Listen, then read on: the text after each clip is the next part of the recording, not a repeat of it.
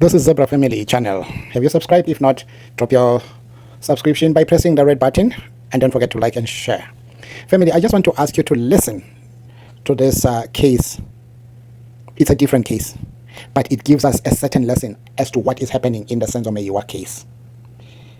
It has got similarities of the case of the Senzo Meyiwa. I would love to ask everybody who will come across this video to take his time, and more especially people who follow the Senzo Meyiwa case and what we have seen playing in the Senzo Meyiwa case. Then I will conclude at the end. After you have listened, please drop your comment, because I want to see the understanding of this case vis-a-vis with the case of Senzo Meyiwa. Let us listen to this case. A judge delivers a 60-year sentence to a young man he believes is guilty, but when a respected judge delivers a 60-year sentence to a young man he believes is guilty, but when a forgotten piece of evidence resurfaces, it reveals a web of corruption so deep it shakes the justice system to its core. The courtroom was packed that day in Fresno, California. The air was heavy, not just with the summer heat, but with the weight of the decision about to be delivered. All eyes were fixed on Judge Malcolm Brewer, a man whose reputation preceded him. He wasn't known for compassion or second chances. His judgments were swift, firm, and by all accounts, unshakable. At 62, with 35 years on the bench, his face was as chiseled as his rulings, a testament to the countless lives he had altered with the swing of his gavel. The defendant, 24-year-old Ryan Hale, stood at the defense table, his hands trembling slightly, but his gaze steady. He wore the kind of expression that comes from a lifetime of trying to prove yourself. Ryan had always maintained his innocence, even during his arrest for the armed robbery of a jewelry store that left one man critically injured. But today, his voice wouldn't matter. "Mr. Hale," Judge Brewer began, his deep baritone filling the room, "you stand convicted by a jury of your peers for crimes that have caused irreparable harm to this community. Your actions were not only reckless but calculated, and you have shown no remorse." Ryan's mother, seated in the back row, stifled a sob. She had begged the court to see him as more than a case number, to consider the boy she had raised, the boy who once dreamed of becoming a firefighter. But the evidence had spoken louder. Eyewitness accounts, surveillance footage, and an anonymous tip that had sealed his fate. "I hereby sentence you to 60 years in state prison," Judge Brewer declared, his gavel striking the oak block. The sound echoed, final and absolute. Ryan stood motionless, his lips pressed into a thin line, as if holding back words he knew would never change anything. The room erupted, gasps, whispers, and the shuffle of reporters jotting notes. But for Ryan, the world had gone silent. He turned to look at his mother one last time before being led away, his shackled footsteps fading down the hall. Judge Brewer returned to his chambers, shutting the door against the noise. He poured himself a cup of black coffee, staring into the swirling liquid as if it held some answer. The day had been long, but justice, as he saw it, had been served. Or so he thought. Little did he know the truth he had just buried would soon come clawing its way to the surface, refusing to stay hidden. The trial had been one for the books. Local news outlets dubbed it the Hale robbery case, and it dominated headlines for weeks. The crime itself was a spectacle, a masked gunman storming into Carter's Jewelers in downtown Fresno on a busy Thursday afternoon, brandishing a weapon, and making off with over $150,000 in stolen goods. The chaos left one store clerk, Samuel Gaines, fighting for his life after being struck in the crossfire. Ryan Hale, a part-time mechanic with no prior criminal record, had been arrested 2 weeks after the robbery. An anonymous caller tipped off authorities, claiming Ryan fit the description of the suspect seen fleeing the scene. The prosecution painted a damning picture, connecting him to the stolen goods recovered from a storage unit registered under his name. Ryan's court-appointed defense attorney struggled to make headway against the mountain of evidence. There was the grainy surveillance footage showing a man with a similar build and gait, eyewitnesses who swore they recognized Ryan's voice, and perhaps most incriminating of all, fingerprints found on the weapon left behind at the scene. Still, Ryan maintained his innocence. "I didn't do this," he told the jury during his testimony. "I wasn't anywhere near that store. I've never even touched a gun." His alibi, a claim that he was working a double shift at the auto shop that day, crumbled under scrutiny when his boss admitted on the stand that he couldn't verify Ryan's whereabouts for the full day. The prosecution's closing arguments were as sharp as they were unforgiving.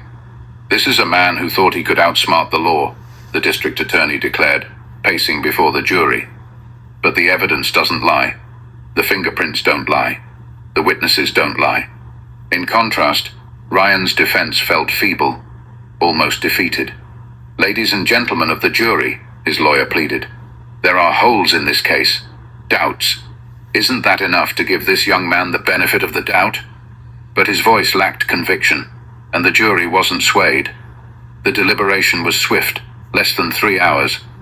The verdict: guilty on all counts. Ryan didn't flinch as the foreperson read the decision, but the tightening of his jaw betrayed the storm brewing inside. Judge Brewer, impartial as ever, prepared himself to deliver a sentence he felt was justified. He had seen hardened criminals in his courtroom, men who had mastered the art of manipulation. To him, Ryan was no different. His gaze swept the courtroom before landing on Ryan, as if searching for any sign of remorse or redemption. When the sentence was handed down, it was as if the room itself exhaled. For the victims and their families, there was relief. For Ryan and his mother, devastation. The system had spoken, and it was unforgiving.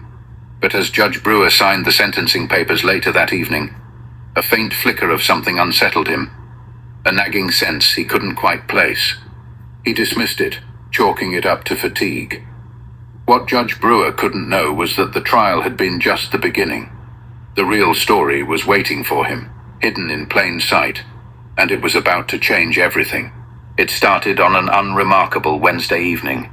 Judge Brewer sat in his study, the warm glow of a desk lamp illuminating the cluttered stacks of legal briefs and case files.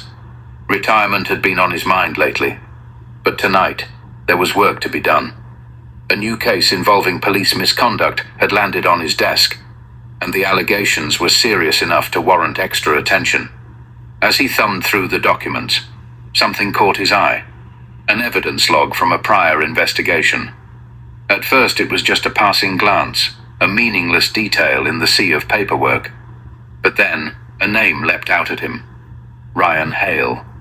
Brewer sat back in his chair, frowning. It wasn't unusual for names to resurface in unrelated cases, but this felt different. He flipped the page, his pulse quickening.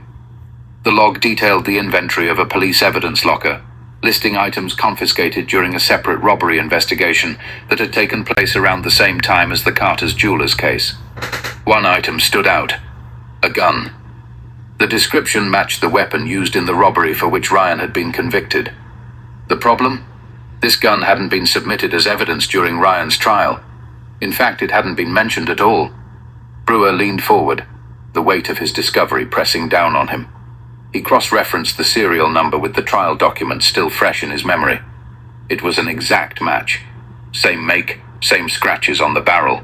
But the report claimed this gun had been seized during an unrelated arrest 2 days after the robbery. "How is that possible?"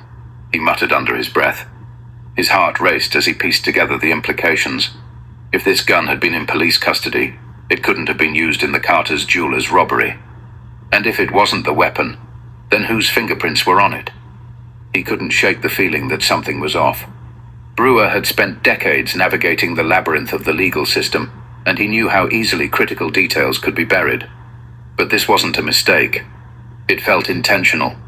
Determined to get answers, he requested the full case file for the unrelated robbery. It arrived the next morning, a thick folder brimming with police reports, photographs, and witness statements. The deeper Brewer dug, the more the threads began to unravel.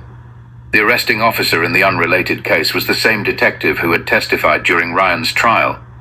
And then there was the anonymous tip. Brewer had barely given it a second thought during the trial, but now it seemed glaringly suspicious. He requested a subpoena for the tip line records, his unease growing with every passing hour. When the documents finally arrived, Brewer's blood ran cold. The call hadn't come from a random citizen. It had originated from a burner phone registered under the same detective's name. The walls of his office seemed to close in as the realization hit him. Ryan Hale had been set up. The evidence had been manipulated. The testimony orchestrated. Brewer's stomach churned as he thought about the 60-year sentence he had handed down, the shattered life of a young man who might have been innocent all along. Brewer had always prided himself on upholding the law, but now the law felt like quicksand beneath his feet. He knew what had to be done, but the path forward was fraught with peril. As the weight of his discovery settled, Brewer made a choice. He would dig deeper, no matter the cost. The truth demanded it, and he wasn't about to let it slip away. Judge Brewer hadn't slept much since uncovering the discrepancies in Ryan Hale's case. His mornings began with stacks of legal documents, and his nights ended with a notebook full of hastily scribbled notes. But the more he investigated, the darker the picture became. The first crack in the wall came when Brewer met with an old colleague, retired investigator Daniel Hayes. Over coffee in a dimly lit diner off Highway 99, Brewer laid out his findings. Hayes, a man with a no-nonsense demeanor and a knack for sniffing out corruption, listened intently. "This isn't just negligence, Malcolm," Hayes said, pushing his coffee mug aside.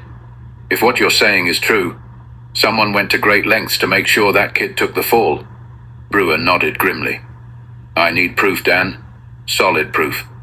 Hayes agreed to help, and within days the two were neck-deep in police records, witness testimonies, and internal memos. What they found was staggering. Falsified reports, missing evidence logs, and witness statements that had been altered to align with the prosecution's narrative. One witness in particular caught Brewer's attention. A store clerk who had initially identified another man as the suspect, before later changing his statement to implicate Ryan. Hayes tracked the man down to a small apartment on the edge of town. When they confronted him, his story came tumbling out. "I didn't want to do it," the man confessed, his hands trembling. "But Detective Lewis, he pressured me, said if I didn't, I'd be arrested for obstruction. I didn't have a choice." Detective Lewis. The name sent a wave of anger through Brewer. This was the same officer who had submitted the false tip and concealed the evidence. As Brewer and Hayes dug deeper, they uncovered a pattern. Lewis had a history of questionable tactics, intimidating witnesses, fabricating evidence, and coercing confessions. Yet his record remained spotless, protected by layers of bureaucratic red tape. The breakthrough came when Hayes managed to recover deleted emails from Lewis's police account. One email in particular stood out. It was addressed to the district attorney and detailed a plan to ensure a conviction in the Carter's Jewelers case. Attached was a list of fabricated evidence and doctored witness statements. Brewer felt a surge of rage as he read the email. And doctored witness statements. Brewer felt a surge of rage as he read the email. The very system he had devoted his life to was rotten to its core. And yet there was no time for despair. He had the proof he needed to act. But exposing the truth wouldn't be easy. Lewis had powerful allies within the department, and Brewer knew that going public could cost him everything. His career, his reputation, even his safety. Yet, as he thought of Ryan Hale sitting in a prison cell for a crime he didn't commit, the decision was clear. "We go public," Brewer told Hayes one night as they reviewed their findings, "no matter what it takes." The next day, Brewer filed a motion to reopen Ryan's case, attaching the damning evidence against Lewis. The motion sent shockwaves through the courthouse, but Brewer wasn't done. He also filed a formal complaint with the Department of Justice, calling for an independent investigation into Lewis and the Fresno Police Department. The backlash was swift.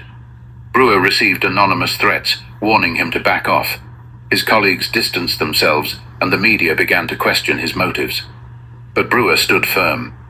The truth was out now, and there was no turning back. But as the storm grew around him, Brewer realized that the fight was far from over. The hardest battles were yet to come. The fallout from Judge Brewer's motion was immediate and explosive.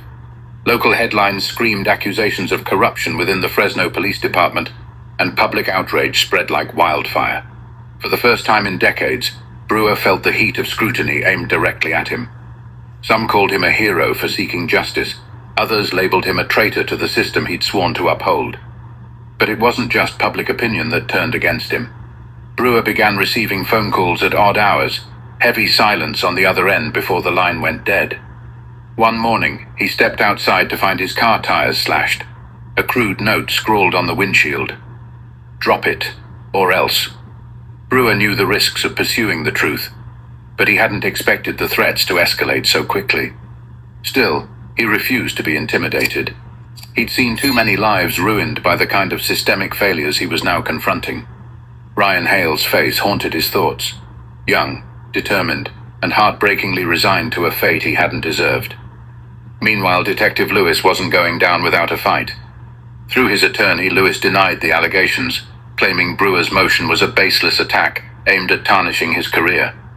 "This is nothing more than a vendetta," Lewis declared in a televised interview, his polished demeanor a stark contrast to the growing evidence against him.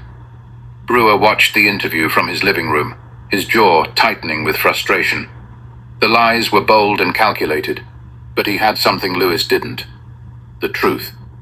As the investigation progressed, Hayes unearthed a critical piece of evidence: security camera footage from a parking lot near the jewelry store, recorded on the day of the robbery. The footage, which had somehow never been submitted during the trial, showed a man matching Lewis's physical description leaving the scene with a duffel bag. Brewer's heart pounded as he reviewed the tape. It wasn't just exculpatory, it was damning. With this, the pieces fell into place. The robbery hadn't been a random act of violence. It had been orchestrated by Lewis himself. The next step was clear but dangerous. Brewer called for an emergency hearing to present the new evidence. The courtroom was tense as the footage played on a screen before the packed gallery. Gasps rippled through the crowd as the realization sank in. "This man," Brewer said, gesturing to the screen, "is the same detective who led the investigation against Ryan Hale. He manipulated the evidence, coerced witnesses, and framed an innocent man to cover his own tracks." The reaction was immediate. Reporters scrambled to capture the moment, their flashes illuminating the courtroom like strobe lights. Lewis, sitting in the gallery with his lawyer, looked pale but defiant. "You're making a mistake, Brewer," he hissed as he was escorted out in handcuffs. "You don't know what you've started." The confrontation left Brewer shaken but resolute. The case was now in the hands of a higher court, and Ryan Hale's conviction was being re-examined. But Brewer knew this wasn't the end. It was merely the beginning of a much larger battle. As the courtroom emptied, Brewer realized the weight of what he'd uncovered. The truth was out, but the fight for justice was far from over. Weeks later, Judge Brewer sat in the same courtroom where Ryan Hale had been sentenced. But this time, the air felt different. The gallery was packed with reporters, activists, and Ryan's family, all waiting for the judge presiding over the retrial to make a decision. Ryan, now thinner and visibly aged from his time in prison, sat quietly at the defense table. Despite the ordeal, his posture was steady, his gaze unwavering. Brewer felt a lump form in his throat as he watched the young man who had been the center of this storm, who had endured so much for a crime he hadn't committed. The evidence Brewer and Hayes had unearthed was irrefutable. The surveillance footage, falsified reports, coerced testimonies. It all pointed to a web of corruption that had framed Ryan and shielded the real criminals. As the presiding judge announced the decision to overturn Ryan's conviction, the room erupted in applause and tears. Ryan stood, his hands trembling as his mother rushed to embrace him. For a moment, time seemed to stop. Brewer, seated quietly in the back of the courtroom, allowed himself a rare smile. Justice had finally been served, but the journey had come at a cost. In the days that followed, the fallout spread far and wide. Detective Lewis faced criminal charges for his actions, and an independent investigation into the Fresno Police Department revealed a culture of corruption that had gone unchecked for years.